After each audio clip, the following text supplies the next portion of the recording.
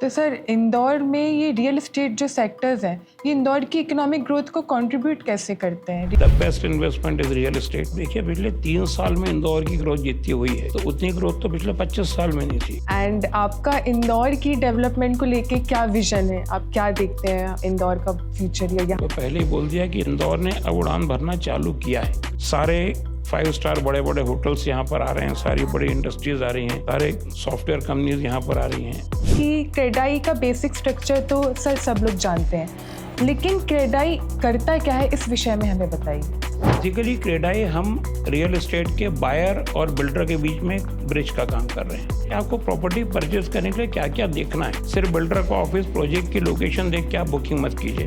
आप सारे approval titles, उस बिल्डर का ट्रैक रिकॉर्ड सब देखने के बाद इन्वेस्टमेंट कीजिए। तो ये अवेयरनेस तो बायर में होनी बहुत जरूरी है। इसको आपको आपके चैनल से प्रमोट करना चाहिए, बहुत जरूरी है ये। नमस्कार, थैंक यू इंदौर मेरा शहर मेरे लोग में हमसे जुड़ने के लिए। आज के शो में सर हम आपसे डिस्कस करेंगे कि इंदौर और इंदौर के लोगों के डेवलपमेंट के विषय में आपके क्या व्यूज़ हैं और इंदौर के लोगों का हम वेल्थ क्रिएशन कैसे कर सकते हैं। तो शुरुआत करते हैं पहले सवाल से कि क्रेडाई का बेसिक स्ट्रक्चर तो सर सब लोग जानते हैं, लेकिन क्रेडाई करता क्या है इस विषय में हमें बताइए। क्रेडाई का फॉर्मेशन इंदौर में हम लोगों ने 2010 में किया है। जैसे आपने बोला structure everyone knows, but basically national body है। इसके हमारे ओवरऑल 22 स्टेट चैप्टर्स हैं और 135 सिटी चैप्टर्स हैं। तो टोटल हमारे कर more than 50,000 builders are member in CREDAI national. We are all part and parcel of CREDAI. अब उसमें इशू ये है कि वी फाउंड दिस इन 2010 क्योंकि हमारा को ये था कि कहीं कोई ऐसी कोई बॉडी नहीं थी जिसके लिए गवर्नमेंट या पब्लिक जिससे बात कर सके। प्रेजेंटेशन के there was no platform for builders. तो क्रेडाई हम लोगों ने 7-8 लोगों ने मिलकर क्रेडाई 2010 में फॉर्म किए। क्रेडाई का एडवांटेज वी से कि CREDAI is transparency, CREDAI is confidence. आप अगर हमारे मेंबर के पास आते हैं, हमसे फीडबैक लेते हैं तो हम आपको प्रोजेक्ट डिटेल्स बताते हैं, अवेयरनेस बताते हैं, कहाँ इन्वेस्टमेंट करना है, किस बिल्डर के यहाँ प्रोजेक्ट। आप टाइटल डॉक्यूमेंट देख के आप देखिए कहाँ इन्वेस्टमेंट कर सकते हैं, कहाँ नहीं कर सकते हैं। सेकेंडली बेसिकली क्रेडाई हम रियल एस्टेट के बायर और बिल्डर के बीच में ब्रिज का काम कर रहे हैं। वैसा ही हम रियल एस्टेट के प्लेयर्स जो हम जितने डेवलपर्स हैं हमारे और स्टेट गवर्नमेंट के बीच में ब्रिज का काम कर रहे हैं। जहाँ भी पॉलिसी मेकिंग है, नए रूल्स आने हैं, अमेंडमेंट होने हैं, उन सब में हम इनपुट गवर्नमेंट को देते हैं। वी आर लकी कि लास्ट 10-12 ईयर्स में अब ये हो गया है इंडिया में MP में कोई भी रियल एस्टेट संबंधित पॉलिसी बनती है, क्रेडाई का से उसमें जरूरी रहता है। हमारे इनपुट लेने के बाद ही कर रहे हैं। Is basically awareness campaign towards real estate. तो सर क्योंकि क्रेडाई एक प्राइवेट रियल एस्टेट डेवलपर्स का एसोसिएशन है, तो ये प्राइवेट रियल एस्टेट डेवलपर्स और गवर्नमेंट के बीच एक कोलैबोरेटिव एनवायरनमेंट कैसे बनाता है? हम कोई भी पॉलिसी बनती है तो हम उसके बारे में बात करते हैं। जैसे इंदौर में अभी आपने देखा होगा पिछले 5 साल में इंदौर में कॉलोनीज बूम पर हैं। तो कॉलोनीज में अप्रूवल के लिए सॉफ्टवेयर डेवलप किया जा रहा है। सॉफ्टवेयर हमने कलेक्टर साहब से रिक्वेस्ट किया, सॉफ्टवेयर बन रहा है। We are giving our input. Map IT वालों से सॉफ्टवेयर हम लोग डेवलप करा रहे हैं। सेम अभी आपने देखा होगा कल चाचा नेहरू हॉस्पिटल का आज ही पेपर में कलेक्टर साहब चाचा नेहरू हॉस्पिटल में 8.5-9 करोड़ की फंडिंग कर रहे हैं। तो वो CSR एक्टिविटीज़ हॉस्पिटल बनवा रहे हैं पूरा। अब उनका कहना है कि अगर गवर्नमेंट में टेंडर इस सब प्रोसेस में जाते हैं, it will take another 1 or 2 years. तो उनको within time limit stipulated time period में 8 महीने के अंदर हॉस्पिटल तैयार करना है। तो ही सेड कि क्रेडाई को उन्होंने नोडल एजेंसी बनाया है। दिस एक feather in our cap. 8.5 crore के फंड से क्रेडाई के कोऑर्डिनेशन में हम हमारे गाइडेंस में पूरा प्रोजेक्ट बनेगा 6 से 8 महीने में। तो we are dealing with in that way only. और इंदौर में सर काफ़ी कमर्शियल स्पेसेस भी डेवलप हो रही है, तो इसका क्या मतलब है कि रियल एस्टेट सेक्टर जो है वो इंदौर में काफ़ी मल्टीनेशनल कंपनीज का आना एक्सपेक्ट कर रहा है? 100% एक्सपेक्ट कर रहा है। आप देखिए पिछले 3 साल में इंदौर की ग्रोथ जितनी हुई है तो उतनी ग्रोथ तो पिछले 25 साल में नहीं थी। और बेसिकली इंदौर में मल्टीनेशनल इवन टुडे से आज हम बैठे हैं, आज आपने देखा गोदरेज कंपनी ने इंदौर में लैंड परचेस की है।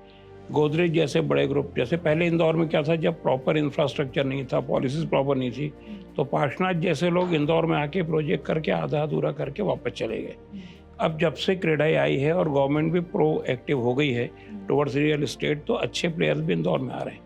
तो अच्छी मल्टीनेशनल कंपनीज इंदौर में आ ही रही हैं। अच्छे प्रोजेक्ट भी हमारे मेंबर्स के आ रहे हैं उसके हिसाब से। तो इन एमएनसीज और बिजनेस से इंदौर को काफ़ी इकोनॉमिक बेनिफिट्स मिले। मिलेगा। हमारे कुछ मेंबर से एनआरके वाले हो गए, अपोलो हो गए, वो लोग स्पेसिफिकली इसी फील्ड में काम कर रहे हैं, या मेंस के लिए, रेंटल प्रॉपर्टीज़ के लिए, फ्रैक्शनल इसके लिए, सबके लिए ये लोग काम कर रहे हैं। बहुत अच्छा मार्केट है फ्यूचर इसका।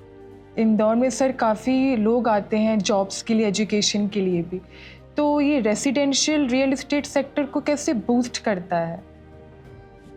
मैं खुद भी इंदौर पढ़ने के लिए आया था यहाँ पर। I came from Dewas for my education. मैंने यहाँ से इंजीनियरिंग किया, पीजी किया, I started my own business at Indore. Indore शहर की ब्यूटी ये है कि इंदौर में social, environmental, safe life, weather, हर तरीके से इंदौर बहुत अच्छा शहर है। इंदौर को हम क्रूड लैंग्वेज में बोलें कि बड़ा गांव है। शहर के सारे एडवांटेज हैं, गांव के सारी सुविधाएं हमारे पास हैं। डिस्टेंसेस बहुत कम हैं। हम दिल्ली बॉम्बे, जब हम दिल्ली बॉम्बे के बाहर आते हैं, बात करते हैं, तो वो बात करते हैं वहाँ 30-40 किलोमीटर इज़ ए रूटीन। यहाँ तो 15 मिनट के अंदर इंदौर में आप राजेंद्र नगर से रहो, कहीं कहीं तक जाना पहुँच जाते हैं। और मेडिकल फैसिलिटीज़ के हिसाब से, एजुकेशन एमिटीज़ के हिसाब से मैं इंदौर क्यों सेटल हुआ, और मेरे बाद मेरे सारे ब्रदर सब रिटायर, सब गवर्नमेंट जॉब में सब रिटायर हो गए, इंदौर सेटल हुए, कि मेडिकल फैसिलिटी जितनी अच्छी है एमपी में, इंदौर में उतनी कहीं नहीं है। तो दीज आर द रीजंस कि मेडिकल इंडस्ट्रीज, मेडिकल सारी सुविधाएं यहाँ पर है, एजुकेशन है, बिजनेस सब है, उन सब का एडवांटेज जो भी इंदौर में आता है, आइदर इसने private job, in government job, जो आता है अपना कहीं ना कहीं इन्वेस्टमेंट इंदौर में करता ही है। ये उस हिसाब से तो बहुत अच्छा शहर, हर सेक्टर में फैसिलिटी। सेक्टर में। तो सर इंदौर में ये रियल एस्टेट जो सेक्टर्स हैं, ये इंदौर की इकोनॉमिक ग्रोथ को कंट्रीब्यूट कैसे करते हैं, real estate projects? Major contribute तो इकोनॉमी को, नॉट ओनली इंदौर, पूरे इंडिया में इकोनॉमी को बूस्ट करने वाला रियल एस्टेट सेक्टर ही है। यू नो कि रियल एस्टेट में, real estate is the second number sector है जो इंडिया में लार्जेस्ट एम्प्लॉयमेंट देता है। एग्रीकल्चर के बाद ये दिस इज ओनली सेक्टर जो मैक्सिमम एम्प्लॉयमेंट देता है। एम्प्लॉयमेंट बिजनेस, हमारे रियल एस्टेट से जुड़ी कम से कम 300 यूनिट्स हैं जिनके प्रोडक्शन हमारे बेस पे चलते हैं। ये तो इस देश की त्रासदी है कि रियल एस्टेट पे सेंट्रल गवर्नमेंट ने उतना ध्यान अभी तक दिया नहीं। अगर इंडिया की इकोनॉमी अचीव करनी है, अगर पीएम को जीडीपी ग्रोथ बढ़ानी है, तो रियल एस्टेट में जब तक बूम नहीं लाएंगे तब तक होगा नहीं, और ये कर भी रहे हैं। अभी आप देखिए इस बजट में आए हैं तो इन्होंने जितने 11,500-12 हज़ार करोड़ रुपए का रियल एस्टेट इंफ्रास्ट्रक्चर में किया है, तो उसका एडवांटेज आने वाला। तो रियल एस्टेट इकोनॉमी के लिए तो the major tool is real estate for economy and GDP. बहुत सर रियल एस्टेट डेवलपर्स जो हैं वो कैसे ये बात को इंश्योर कर सकते हैं कि शहर की डेवलपमेंट इंक्लूसिव हो और सोसाइटी के हर सेगमेंट्स को इसका बेनिफिट मिले? It all depends on sector to sector. Land cost के हिसाब से प्रोजेक्ट डिसाइड होते हैं। अदरवाइज भी कोई मेंबर होगा कहीं पर भी जहाँ पर लो इनकम ग्रुप की वैल्यूशन क्या डिमांड ज़्यादा, वहाँ कोई हाई एंड प्रोडक्ट नहीं बनेंगे। इंदौर आप देखिए अलग अलग सेगमेंट में बटा हुआ है। आप यहाँ अगर आपको लग्जरी सेगमेंट में जाना है तो बाईपास देवास रोड पे जाएंगे हम, इकोनॉमी पे जाएंगे तो खंडवा रोड जाएंगे, और अभी ये चल रहा सांवे रोड चल रहा है जो लोअर इनकम ग्रुप है, मतलब ranging from 30 lakh to 1 crore, वो सांवे रोड पर है। तो ऑटोमेटिकली सेगमेंट तो डिफाइन होते रहते हैं। फिर जिस रियल एस्टेट वाले को जिस सेगमेंट के लिए काम करना, उस एरिया में जाके प्रोजेक्ट कर रहे हैं। तो इंदौर सर जैसे काफ़ी डेवलप भी हो रहा है, तो इंदौर अपनी डेवलपमेंट और अपने गोल्स को मीट करने के लिए वो और इन्वेस्टमेंट कैसे अट्रैक्ट कर सकता है कि यहाँ के लोगों का वेल्थ और इंक्रीज हो? इन्वेस्टमेंट अट्रैक्ट करना तो स्टेट गवर्नमेंट का काम है। हम इन्वेस्टमेंट अट्रैक्ट करने की बात नहीं कर रहे, हम तो रियल एस्टेट डेवलप करने की बात कर रहे हैं। इन्वेस्टमेंट तो अगर किसी बंदे ने मेरे प्रोजेक्ट में इन्वेस्टमेंट किया या हमारे किसी मेंबर के ऊपर इन्वेस्टमेंट, उसका रिटर्न्स अच्छे आते हैं, इन्वेस्टमेंट तो ऑटोमेटिकली 4 टाइम्स होकर आना चालू हो जाएगा। बट इसमें स्टेट गवर्नमेंट की रिक्वायरमेंट ज़्यादा है। बेटर पॉलिसीज़ बनाए, रियल एस्टेट की पॉलिसीज़ अच्छे बनाएं, इंफ्रास्ट्रक्चर अच्छा डेवलप करेंगे तो ऑटोमेटिक और ज़्यादा बूस्ट मिलेगा इसको। सर हम आपके व्यूज़ जानना चाहते हैं कि इंदौर की इस प्रगति से यहाँ के लोग कैसे अपना वेल्थ क्रिएट कर सकते हैं? वेल्थ तो क्रिएट कर ही रहे हैं। मतलब जिस हिसाब से रियल एस्टेट, आप देखिए इन्वेस्टमेंट में real estate is the best investment. आप गोल्ड देख लीजिए, शेयर देख लीजिए। शेयर्स के बारे में मेरा सब्जेक्ट नॉलेज उतना ज़्यादा नहीं है, बट आप किसी भी सब्जेक्ट में देखिए, अगर 2001 में किसी ने लैंड परचेज़ की है, मैंने 2005 में रेडिसन के सामने 10 लाख में बंगले बेचे थे, रोज बेचे थे। आज उन रोज की कीमत 1.5 करोड़ रुपए। तो जिन्होंने भी इन्वेस्टमेंट किया हुआ उसका एप्रिसिएशन तो बहुत अच्छा आ रहा है। सिर्फ ये है आपको प्रॉपर इन्वेस्टमेंट करना है आपको प्रोजेक्ट देखना है, डेवलपर की अप्रूवल्स देखनी है, वो त्रासदी है कि आपको सबको ये सब चीज़ देख के करना है। तो एप्रिसिएशन तो बहुत अच्छा रियल एस्टेट में है ही, और चूंकि इंदौर अच्छा ग्रो कर रहा है। फिर हम बात करें जैसे आप 10 साल पहले का पूना था, आज इंदौर की स्टेज वो है, अगले 5-7 साल बाद 5-7 साल में ये पूना को क्रॉस करेगा इंदौर। सर, क्रेडाई इंदौर में आपको काफ़ी समय हो गया है, तो क्रेडाई इंदौर किस तरीके से पॉलिसी चेंजेस में कंट्रीब्यूशन करता है जिसका बेनिफिट इंदौर के निवासी और डेवलपर्स दोनों को हो? जिस भी पॉलिसीज़ के लिए हम स्टेट गवर्नमेंट से स्ट्रगल कर रहे हैं, अल्टीमेटली उसका एडवांटेज सब एंड यूज़र को ही है ना। जैसे we are talking about FAR increase, कि FSI बढ़ाइए, हाई राइज की अप्रूवल दीजिए। आउटर स्कर्ट में दूर जाके प्रोजेक्ट बनाने से इंफ्रास्ट्रक्चर पे लोड ज़्यादा आता है, आप शहर में FSI बढ़ा दीजिए। जैसे हम लोग लगातार 5 साल से स्टेट गवर्नमेंट से डिमांड कर रहे हैं कि यहाँ 10 मंजिल बिल्डिंग के ऊपर सबको हाई राइज बोलते हैं, और मेट्रो सिटीज़ में जाएंगे तो 30-40 फ्लोर की बिल्डिंग बनती है। जब तक FAR नहीं देंगे, कॉस्ट नहीं कम करेंगे, तो अल्टीमेटली एडवांटेज गवर्नमेंट पब्लिक को आना है। अगर हम टैक्सेस के लिए, पॉलिसीज़ के लिए स्ट्रगल करते हैं, तो देखिए we are converter. Land cost में 2086 से मैं काम कर रहा हूँ, लैंड कॉस्ट तब 300 रुपये स्क्वायर फुट थी श्रीनगर कॉलोनी के अंदर, आज श्रीनगर का रेट 18,000 है। मैंने लैंड ली, उसमें कंस्ट्रक्शन इन्वेस्टमेंट कर दिया, उसका जो भी इन्वेस्टमेंट हुआ उसके ऊपर एक प्रॉफिट मार्जिन जोड़ के सेल करना चालू कर दिया। तो अगर लैंड कॉस्ट कंट्रोल में आएगी, मटेरियल कॉस्ट कंट्रोल में आएगी, पॉलिसीज़ के कारण हमारा कंस्ट्रक्शन एरिया बढ़ेगा, तो कॉस्ट तो बायर की कम होने वाली है। तो जो भी हम कर रहे हैं वो हम बायर्स के लिए कर रहे हैं, एंड यूज़र के लिए कर रहे हैं। आपने बताया था कि रियल एस्टेट सेक्टर GDP और इकोनॉमी में बहुत बड़ा एक सेक्टर है। बिल्कुल। तो इसमें सर चैलेंजेस भी होंगे, तो उन चैलेंजेस वो कौन से हैं और उनको इंदौर की डेवलपमेंट के अकॉर्डिंग कैसे एड्रेस किया जा सकता है? चैलेंजेस को अलग अलग डिफाइन करें। सम चैलेंजेस अबाउट पॉलिसीज़, जिसके लिए हम क्रेडाई स्ट्रगल कर रहे हैं। अच्छा, होता क्या है कि हमारी डिमांड जाती है मीडिया में, ओवरऑल पब्लिश होता है, लोगों को लगता है बिल्डर अपने लिए मांग रहा है। ये मैं इस चैनल के माध्यम से ये बताना चाह रहा हूँ कि कोई भी पॉलिसी बन रही है, अगर आज की तारीख में जहाँ अपन शेखर सेंट्रल बैठे हैं, इस बिल्डिंग में अगर 10 फ्लोर की जगह 30 फ्लोर की परमिशन मिले, FSI बढ़ गई होगी, तो यही लैंड कॉस्ट तो पूरी बिल्डिंग पे डिस्ट्रीब्यूट होगी। तो इस बिल्डिंग की कॉस्ट आज की तारीख में अगर 10,000 है तो इसकी कॉस्ट कम हो जाएगी। तो ये सारे एडवांटेज इसमें आएंगे। तो एक तो रियल एस्टेट में पॉलिसीज मेकिंग में स्टेट गवर्नमेंट का से, दूसरा बायर्स के लिए हम बात करें, अवेयरनेस बायर्स की बहुत ज़रूरी है। इसमें हमको आप पे जैसे चैनल्स की बहुत ज़रूरत है कि पब्लिक में अवेयरनेस क्रिएट करें कि आपको प्रॉपर्टी परचेज करने के लिए क्या क्या देखना है। सिर्फ बिल्डर का ऑफिस, प्रोजेक्ट की लोकेशन देख के आप बुकिंग मत कीजिए। आप सारे अप्रूवल, टाइटल्स, उस बिल्डर का ट्रैक रिकॉर्ड सब देखने के बाद इन्वेस्टमेंट कीजिए। एक्चुअली ये 5-7% केसेस होते हैं जहाँ कोई उलझन आती है बिकॉज ऑफ सब रॉन्ग पॉलिसीज़, या उस डेवलपर के फाइनेंसेस बिगड़ गए, कुछ इक्वेशन बिगड़ गई, तो उससे ओवरऑल ट्रेड डिफेम होता है। तो आपको इन्वेस्टमेंट करने के पहले वो सारी चीज़ें देखनी चाहिए। इवन रेरा में भी we said the same thing. Our one of the member RERA formation committee, मैंने उसमें ये भी कहा था क्या रेरा में आप ये भी तो रूल बनाए, जैसे चोरी का सोना खरीदना जुर्म है और बेचना भी जुर्म है, तो इलीगल प्रॉपर्टी खरीदना भी कहीं ना कहीं पेनल्टी तो बायर पे भी होनी चाहिए भाई। इसमें अगर हम 5 लाख से लेके, देखिए कोई प्रॉपर्टी आज की तारीख में 10-20 लाख से कम भी नहीं है।